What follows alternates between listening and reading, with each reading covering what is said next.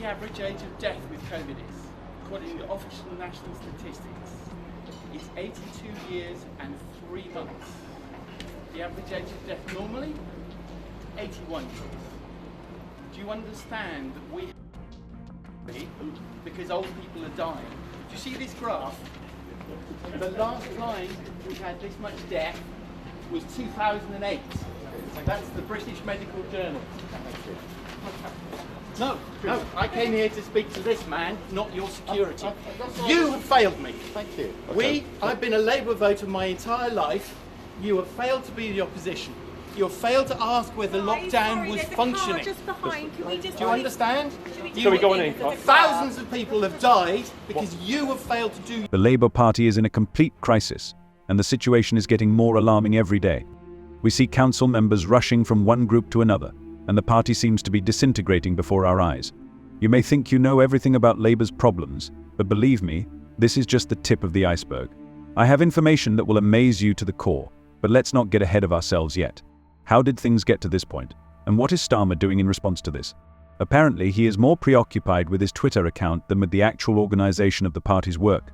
It's total chaos. Are you ready to plunge into the confusion that reigns in the Labour Party right now? It's a crazy race, and in the end you might wonder if the Labour Party will stay at all. Let's delve into the real catastrophe that is unfolding in the Labour Party. We have some shocking news about groomer gangs that are about to surface. The Rochdale grooming gang scandal is linked to the exploitation of more than 1,400 children in Rotherham. Well, I am telling you now, and I hope this goes out, you have failed this country. You have seriously failed. You have allowed our children to wear masks in school when it's never been any evidence for it. On the front line, keeping people alive. So I really don't need lectures from you about this pandemic. You've got one. Why? Can we come in? Okay. It lasted from 1999 to 2013, 16 years of unpunished violence. And where were the authorities all this time? That's where the real outrage begins. Professor Alexis Jay's 2014 independent report makes this shockingly clear. The police, the Royal Prosecutor's Office, they all ignored reliable reports of abuse. They didn't even pay attention to those who boldly raised the alarm. Can you believe it? Those who were supposed to protect these children just turned a blind eye to it. At that time, the prosecutor's office closed the case against the gang of rapists, despite the existence of irrefutable evidence. In July 2009, the lawyer decided that the grooming victim's testimony could not be relied upon, and dropped the case. This girl handed over her underwear to the police, which showed traces of DNA from one of the attackers, and they closed the case anyway. What else did they need to act on? Nazir Afzal, who was the chief Crown prosecutor in the Northern District, should have known that. This is simply unacceptable. I am incandescent about it. I couldn't have believed that a Labour government would have ever done anything so iniquitous. I just feel this is not a Labour government. This is not even a new Labour government. It's a new Tory government, because they had choices.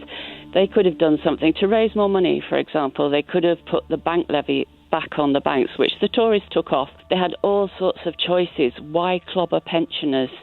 I think they will pay for this at the next election, because we will never, ever vote Labour again, and we voted Labour all our lives. We will never vote Labour again. Really, that's significant for you and your partner. I just think it's so iniquitous, so unfair.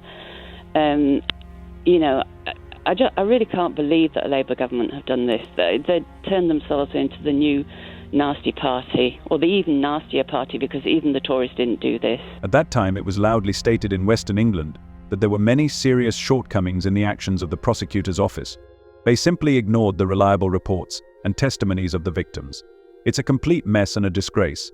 So what was the shocking discovery that made everyone think? This is because the prosecutor's office has been actively working to suppress these cases. They had the evidence, they had the testimony of the victims, but they still chose not to do anything. Now, years later, it's all coming back, and they still feel guilty. But this is just the beginning of their nightmare. Even more compromising information is surfacing, and it looks extremely bad for everyone involved. The question is, how long can they avoid responsibility for this massive violation of justice? Now you're probably thinking that Starmer certainly couldn't have known about all this. Well, I have some bad news for you. He was right in the middle of it. Let's remember when Starmer held a senior position at SEEPS. I have some memos that will make you feel anger and indignation. While Starmer was at the helm, More than 1,400 children in Rotherham alone were victims of grooming gangs. Are we living in a Keir Starmer dictatorship? Rumours were swirling that Labour was going to cancel the local elections in England. Why aren't they all going ahead? And I would say, even before the white paper has been published, No, sorry, maybe that there's have come a to problem us with the line. for conversations. Why aren't they going ahead, Minister? Well, at the moment, the assumption is that elections are going ahead. However, it's usual in a process of reorganisation that when a council makes a request for reorganisation, that if there are elections taking place to a council that it essentially won't exist within the term of those elections, then you hold off the elections and you elect to a shadow body, and the shadow body basically is a form of the new councils that will follow. And he has 1,400 ruined lives to his credit, and the situation is only getting worse every day. In 2012, after the shocking Rochdale scandal, Starmer had to admit that they had made serious mistakes. He stated that there is a clear problem of ethnicity that needs to be understood and addressed. But despite this, they are still inactive. Starmer tries to cover his tracks, but the truth still makes its way to the surface. He even conducted an audit of how the Rochdale case was handled. And what did they find? A lot of mistakes in the prosecution. They closed the cases because they believed that the victims were not trustworthy. Can you believe it? How deeply is Starmer involved in this cover-up? He was in the highest position and made the decisions. Under him, the prosecutor's office ignored the victims and allowed the criminals to remain at large. No one took these matters seriously. I hope he's listening. You're disappointing me, Keir. You've let me down. I had so much hope when Labour got in. Yes. I felt relieved. I felt the grown-ups are in the room. Things are going to get better. They're not short of a bob or two. What has he got swept along with the power? What is it? And to do this after cutting the fuel Payments benefits for pensioners, for the pensioners, I just don't get it. And this is just the beginning. We're dealing with years of failures, years of ignoring victims, ignoring evidence, and letting monsters go free. All this time, Starmer was at the helm. He may be trying to distance himself, but the facts speak for themselves. He failed. He let down the victims, undermined justice, and betrayed the country. This time, the Labour Party really screwed up. 20 members of the Broxtowe City Council resigned from their posts. These politicians are trying to make it look noble, calling it the protection of traditional Labour values. But we're not buying it, are we? They sense trouble and leave quickly. Even the head of the council, Milan Radulovic, who worked in the Labour Party for 42 years, is leaving. He declared that he had had enough, calling it a hopeless situation and expressing deep sadness. These former Labour councillors are not just leaving, they are forming their own party and planning to take over the leadership of the council. Imagine this, the Labour Party is leaving vulnerable elderly people out in the cold. It seems that Starmer wants everyone to agree only with him. Outgoing council members are not holding back. They claim that the Labour Party is attacking the most vulnerable by helping the rich. They believe that people have been deceived into expecting real change. And it's not just the council members who are leaving.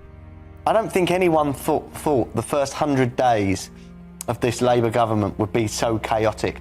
I expected them to be bad. I didn't expect them to be this bad.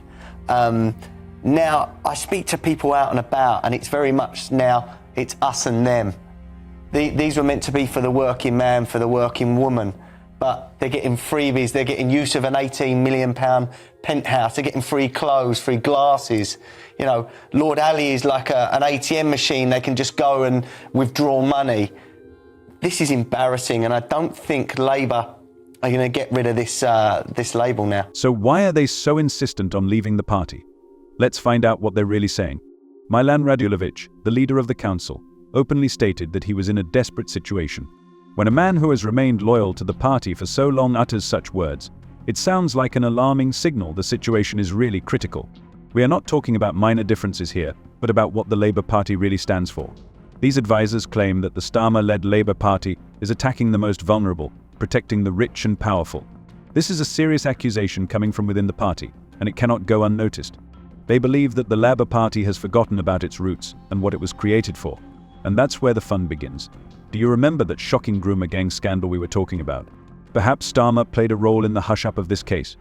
These resignations are happening just as this story is coming to the surface. I don't believe it's just a coincidence. The councillors are talking about the 2 years of bitterness and betrayal they endured under Starmer. These are not just words, they are the cry of the soul of those who feel that their ideals have been betrayed. See you later.